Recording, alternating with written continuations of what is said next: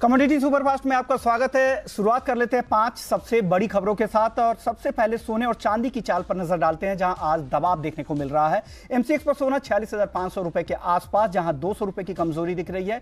वहीं अगर चांदी की बात करें तो वहां भी करीब करीब 200 रुपए की कमजोरी है और भाव 48,600 रुपए के आसपास है। और इंटरनेशनल मार्केट की बात करें तो $1710 के आसपास सोना ट्रेड कर रहा है। दूसरी खबर कच्चे तेल को लेकर है, जहां पर तेजी अब बढ़ती दिख रही है। ब्रेंट क्रूड का भाव $41 के आसपास चला गया है। 2% से ज्यादा की तेजी हम ब्रेंट क्रूड में देख रहे हैं। WTI क्रूड की बात करें तो $38 के पास है, वहां भी अच्छी तेजी है। एमसीएक्स क्रूड का भाव 2,850 रुपए के आसपास है, वहां भी 2% से ज्यादा की मजबूती देख रहे हैं। उत्पादन कटौती पर ओपेक के फैसले का इंतजार है और लग रहा है कि जो उत्पादन कटौती की जो समय सीमा है उसे और बढ़ाई जा सकती है और उसी का फायदा क्रूड को मिल रही है। तीसरी खबर है बेस मेटल्स को लेकर, वहां भी अब चमक बढ़ती जा रही है और अच्छी तेजी के साथ कारोबार हो रहा है। अगर कॉपर की बात करें तो 430 के करीब पहुंचता हुआ दिख रहा है। लेड की बात करें तो 140 के बेहद करीब है, 2% के आसपास की मजबूती लेड में। निकेल भी अच्छी तेजी है, 965 के आसपास है, वहां भी 0.25% के आसपास की तेजी हम निकेल में देख रहे हैं। और एल्यूमिनियम और जिंक वहां भी आधे से 1% की खरीदारी हम इन बेस मेटल्स में देख रहे हैं। चौथी खबर कॉटन केक को लेकर है, जहां पूरे हफ्ते अच्छी तेजी देखने को मिली। अगर एक हफ्ते की बात करें तो 8% से ज्यादा की रैली हम यहां पर देख चुके हैं और अभी अगर बात करें तो 2150 रुपए के आसपास में कॉटन केक का वायदा ट्रेड कर रहा है। 2% से ज्यादा की मजबूती फिलहाल कॉटन केक के वायदा में है। पांचवी और आखिरी खबर आज के लिए हल्दी, जहां अच्छी तेजी यहां पर बरकरार है। 1% से ज्यादा की मजबूती है, 5,350 के आसपास हल्दी का वायदा ट्रेड कर रहा है। गिरावट पर खरीदारी से कीमतों को सपोर्ट मिला है और हाजिर में आवक घटने का भी फायदा हल्दी के वायदा को मिला है। लेकिन इस बाजार में आपको ट्रेड कैसे करना है और कौन सी आज की 5 बड़े कॉल्स है, ये बताने के लिए हमारे साथ रविंद्र राव हैं कोटक सिक्योरिटी से। सर स्वागत है आपका। सबसे पहले बात गोल्ड की कर लेते हैं, उनके पास आएंगे, लेकिन उससे पहले गोल्ड से जुड़ी हुई एक और जानकारी दे दे कि गोल्ड ज्वेलरी शॉप मुंबई में खुलनी शुरू हो गई है। लॉकडाउन में ढील के साथ ही मुंबई के अलग अलग इलाकों में ज्वेलरी शॉप खुलने शुरू हो गए हैं, चाहे वो क्रॉफर्ड मार्केट हो, जो जवेरी बाजार का जो बड़ा बाजार है, जो ज्वेलरी का सबसे बड़ा मार्केट है मुंबई का, वहां भी ऑड इवेंट के तर्ज पर अलग अलग दिनों में अलग अलग ये ज्वेलरी शॉप खुले जाएंगे। और अनमोल ज्वेलर्स के फाउंडर हमारे साथ अभी जुड़ गए हैं, वो बताएंगे कि वहां पर किस तरह का रिस्पॉन्स आ रहा है, पहला दिन है, किस तरह का कारोबार हो रहा है। ईशू सर आपके पास आना चाह रहे हैं, क्या किस तरह का रिस्पॉन्स पहले दिन देखने को मिल रहा है? देखिए, पहले दिन तो क्योंकि लोगों को अभी तक पता ही नहीं है कि दुकानें खुली हैं, तो आज हमने सारा इंस्टाग्राम में डाला है और सब जो हमारे क्लाइंट्स हैं उनको हमने मैसेजेस किए हैं। तो फोन पे हमको 4 स्ट्रॉन्ग इंक्वायरीज आई हैं, लेकिन कोई वॉक इन नहीं है अभी तक।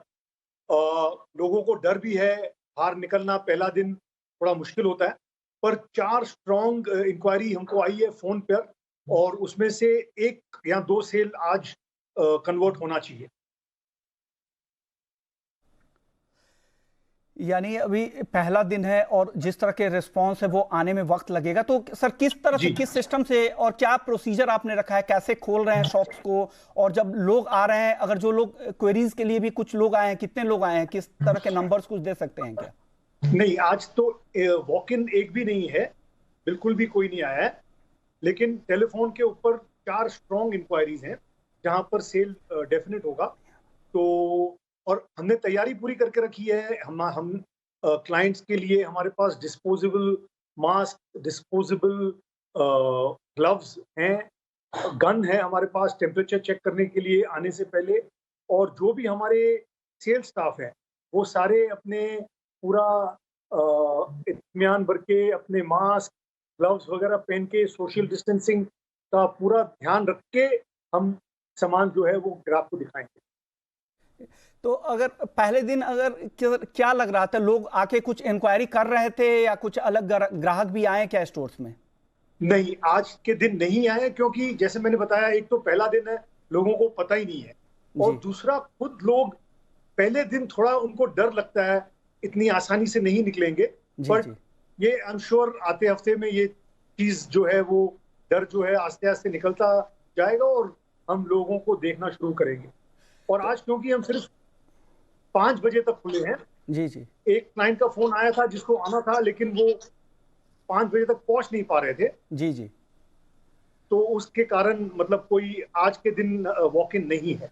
तो यानी ऑनलाइन ऑर्डर्स वगैरह के की भी डिलीवरी यहीं से होगी, अगर कोई अगर पिकअप हाँ, करना चाह रहा है तो तो अगर ऑनलाइन कोई ऑर्डर दिया बिल्कुल है तो बिल्कुल, इसकी तो डिलीवरी भी यहीं आज स्टोर से होगी। बिल्कुल हमको आज 4, जैसे मैंने बताया, 4 बहुत स्ट्रॉन्ग इंक्वायरीज आई हैं, उसमें से एक डिलीवरी अभी जारी है। 10-15 मिनट में वो क्लाइंट को हमने डिजाइन भेजी है और वो अभी कंफर्म कर रहे हैं। तो मतलब हमारा मुहूर्त जो है आज का, वो शुभ मुहूर्त हो रहा है जी और जी 15 मिनट में वो हमारी डिलीवरी निकलेगी यहाँ से। जी जी। शुक्रिया यीशु सर इन तमाम जानकारी के लिए, और आगे भी अब आपसे अपडेट लेते रहेंगे कि किस तरह का रिस्पांस आ रहा है और किस तरह से ग्राहक लौट रहे हैं, वापस से कामकाज कैसे पटरी पर लौट रहा है। ऑल द बेस्ट आपके कार बिजनेस को आगे फिर ले जाइए और देखिए कि किस तरह का रिस्पॉन्स मिलता है और कोरोना संकट के बाद इकोनॉमी कैसे पटरी पर लौटती है। चलिए अब बात कर लेते हैं कमोडिटी बाजार में कुछ ट्रेडिंग कॉल्स की कि कहां पे आपको ट्रेड करना चाहिए। बताने के लिए हमारे साथ है कोटक सिक्योरिटीज से रविंद्र वी राव। सर सबसे पहले गोल्ड में बताइए, कारोबार वापस से शुरू हो गया फिजिकल मार्केट में, बाजार खुलने लगे हैं, क्या लग रहा है आप गोल्ड में क्या करना चाहिए, क्या फिजिकल मार्केट का फायदा यहां पर गोल्ड को मिलेगा? मेरे हिसाब से आई थिंक फिजिकल मार्केट में अभी थोड़ा सा डिमांड निकलने के लिए टाइम लगेगा, क्योंकि आज ही ओपन हुआ है। तो कैसे लोग आके परचेज कर रहे हैं, कैसा डिमांड रहेगा, आई थिंक आगे जाके कुछ हफ्तों में we can gauge. But as of now मेरे हिसाब से जो ग्लोबल फंडामेंटल्स है उसके हिसाब से गोल्ड में हम मोमेंटम देखेंगे। आज नॉन फार्म पेरोल्स का डेटा है, बहुत क्रूशल है, क्योंकि जो ऑप्टिमिज्म इक्विटी मार्केट में क्रिएट हुआ है इकोनॉमिक रिवाइवल को लेकर, उसके चलते गोल्ड में हमने एक हल्का सा करेक्शन देखा है।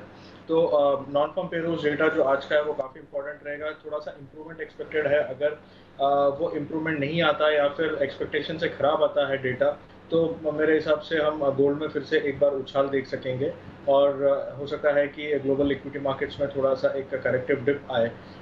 आई think non farm payrolls data काफ़ी इंपॉर्टेंट होगा, बट जो ट्रेंड है वो अभी एज ऑफ नाउ थोड़ा सा नीचे ही है। तो मेरे हिसाब से गोल्ड में एक बार शॉर्ट करके चलना चाहिए। 46,650 पे शॉर्ट कर सकते हैं, 46,250 का टारगेट होना चाहिए, और स्टॉप लॉस इसमें 46,850 का मेंटेन कर सकते हैं। But non farm payrolls data तक अगर वेट करेंगे तो बेटर है, और उसके बाद ट्रेड करना एक बेटर स्ट्रैटेजी है। यानी अगर फिलहाल आपको ट्रेड करना है तो डेटा का वेट कर लीजिए, अगर फिलहाल ट्रेड करना है तो 46,250 के टारगेट के लिए आप इसे बेचकर ही चले, फिलहाल निगेटिव ट्रेंड ही है। सर ये चांदी में क्या करें? चांदी में भी मेरे हिसाब से गोल्ड के जैसे थोड़ा सा करेक्शन रहेगा। 48,800 पे एक बार सेल कर सकते हैं। 49,200 का एक मेजर रेजिस्टेंस है इसमें, जिसके ऊपर अगर चलता है सिल्वर तो फिर थोड़ा सा व्यू न्यूट्रल हो जाएगा। तो उसका स्टॉप लॉस मेंटेन कर सकते हैं, और नीचे में अराउंड 48,000 का इनिशियल टारगेट ले सकते हैं। उसके नीचे अगर ट्रेड करता है तो और नीचे जा सकता है। यानी 48,000 के टारगेट के लिए नीचे की तरफ आप बेच कर चल सकते हैं, यानी सोना और चांदी दोनों को ही बेचना है। सर क्रूड में क्या करें? अच्छी तेजी वापस से आ गई है, अब क्या करें यहाँ पर? क्रूड में थोड़ा सा मेरे हिसाब से एक $5 के रेंज में रहेगा। नीचे में $35 का एक फ्लोर रहेगा WTI में, और अपसाइड में $40 का एक रेजिस्टेंस रहेगा। हो सकता है कि $40 तक ही एक बार जाए, इसीलिए हमने ट्रेंड के साथ चलते एक बाइंग एडवाइस की है। अराउंड 2850 एक अच्छा लेवल है बाई करने के लिए, वहाँ पे बाइंग किया जा सकता है 2950 का टारगेट के लिए। स्टॉप लॉस इसमें 2810 का होगा। 2810 2800 के नीचे ये फिर से नीचे जा सकता है, तो आई थिंक उसका स्ट्रिक्ट स्टॉप लॉस मेंटेन कीजिए और बाई कीजिए। लेकिन क्रूड में थोड़ा सा कॉशियस रहिए, क्योंकि काफ़ी ओवर स्ट्रेच्ड है प्राइसेस, और अगर करेक्शन आया तो काफ़ी डीप करेक्शन आ सकता है। यानी ट्रेंड को फ्रेंड बनाइए और तेजी का फायदा उठाने के लिए आप अभी खरीद सकते हैं 2950 के टारगेट के लिए। सर जिंक, अगली कॉल जिंक है, जिंक में क्या करें? बेस मेटल्स में हमने एक अच्छा रनअप देखा है। बहुत सरप्राइज था आज का जो मूव था बेस मेटल्स में। तो आई थिंक जो बेस्ट बेस मेटल मुझे लग रहा है, कॉपर ने ऑलरेडी एक अपमूव दे दिया है, जिंक में ज़्यादा अपमूव नहीं आया। तो हमें लग रहा है कि जिंक में एक बारी 164 तक के लेवल टेस्ट कर सकते हैं। तो 161 का स्टॉप लॉस रख के 162 के आसपास खरीद सकते हैं जिंक। यानी जिंक को 162 पे खरीदे, 164 के टारगेट के लिए आप वेट कर सकते हैं। सर आखिरी कॉल कॉटन सीड, अच्छी तेजी है, पूरे हफ्ते तेजी दिखी, अब क्या करें यहाँ पर? वेल इसमें एक बहुत ही अच्छा पोजिशनल पैटर्न बना है इनवर्स हेड एंड शोल्डर का, और हमें लग रहा है कि इसमें पोजिशनल व्यू से भी बाई किया जा सकता है, और जो इमीडिएट टारगेट है वो अराउंड 2500 से लेकर 2400 का होगा। बट अगर किसी को एकदम शॉर्ट ट्रेड करना है तो 2130 140 के आसपास बाइंग किया जा सकता है। 2100 का स्टॉप लॉस होना चाहिए, और इमीडिएट टारगेट हम इसमें 2200 का ले सकते हैं। ये तो जिंक की कॉल है। कॉटन सीड केक की कॉल आपको बता देता हूं, 2200 के स्टॉप लॉस के साथ आप इसको बाई कर सकते हो। टारगेट सर, टारगेट आपने एक बार और बताएंगे, टारगेट क्या दिया है कॉटन सीड केक पे? कॉटन सीड में 2130 पे बाई कर सकते हैं, 2100 का स्टॉप लॉस होना चाहिए और 2200 का टारगेट, यानी 2200 का टारगेट, मौजूदा लेवल से 50 रुपए ऊपर का टारगेट रविंद्र जी दे रहे हैं। शुक्रिया रविंद्र जी इन तमाम ट्रेडिंग कॉल्स के लिए। तो कमोडिटी सुपरफास्ट को यहीं समेट